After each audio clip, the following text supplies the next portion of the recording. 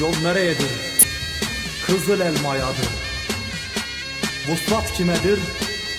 Vatanadır. Vatan neredir? Tüm cihandır. Dur yolcu, yol kızıl elmaya, istikamet üzereyiz milli misaka. Samsun'a çıkana selam söyleyin, dünyanın gözü kulağı bandırmada. Devleti Ali Osman'dan bayrağı devralan ulu atana. Ayrım yok milletlerimiz, cennet mekan Abdülhamidana. Biriz biz, selam durun mazluma umut olan ay yıldız bayrağı.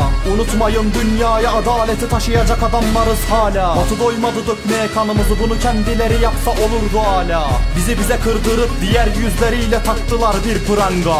Kinleri sana değil dedelerini Kudüs'e gömen Selahaddin'e. Ayrıca İstanbul'a kılıcı vurup Bizans'ı yok eden Fatih Sultan Mehmet'e. Zekasıyla dünyaya kafa tutan Ulu Hakan Abdülhamid'e. Hepsini dize getiren Anadolu'dan atan Mustafa Kemal Atatürk'e.